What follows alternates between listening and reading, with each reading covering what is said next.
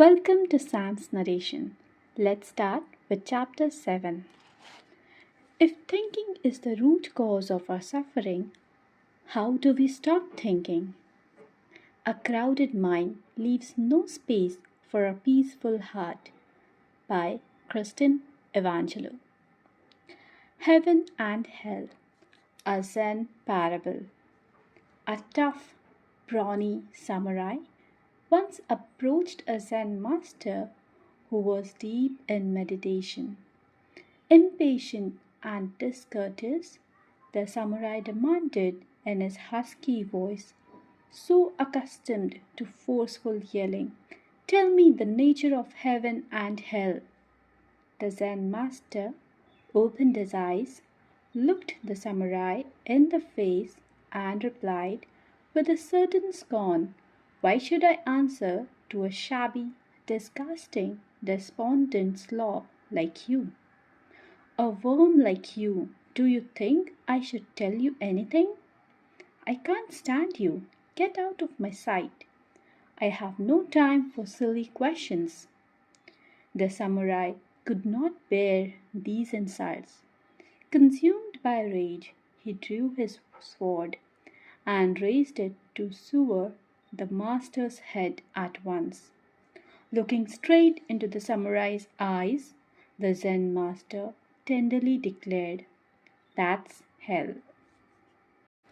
The samurai froze. He immediately understood that anger had him in its grip. His mind had just created his own hell, one filled with resentment, hatred, self defense, and fury.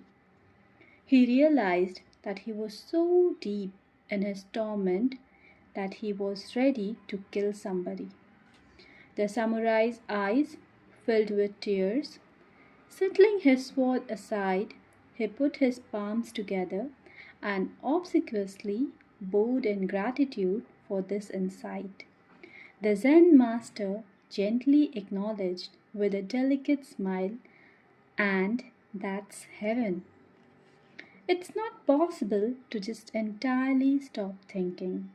But what we can do is reduce the time we spend thinking so that it gets smaller and smaller each day that passes. Eventually, we can get to the point where we spend most of a day not caught up in our thinking and live in a blissful state most of the time.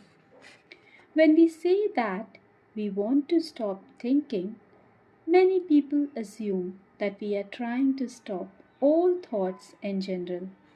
This isn't what we are trying to do.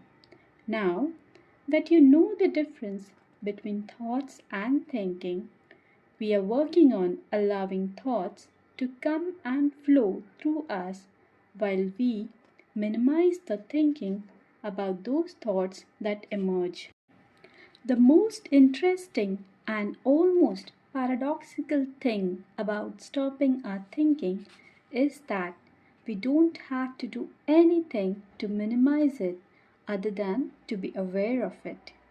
By us becoming aware that we are thinking and that it is the root cause of all our suffering, it automatically makes us conscious to that fact and we become detached to it, allowing it to settle and pass.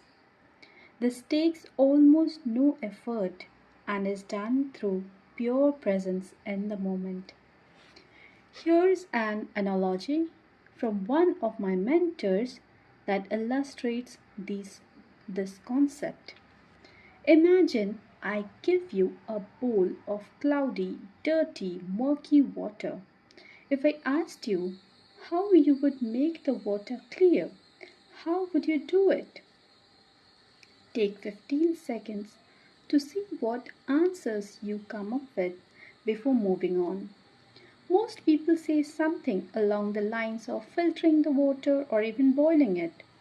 What most people don't realize is that if we let the bowl of dirty water sit for a period of time, we can see that the dirt begins to settle on its own in the water, and after a while, the water becomes clear on its own. This is how our minds also work. If we let our thinking sit without disturbing it by trying to filter or boil it, the thinking will settle down on its own and our minds will become free of thinking.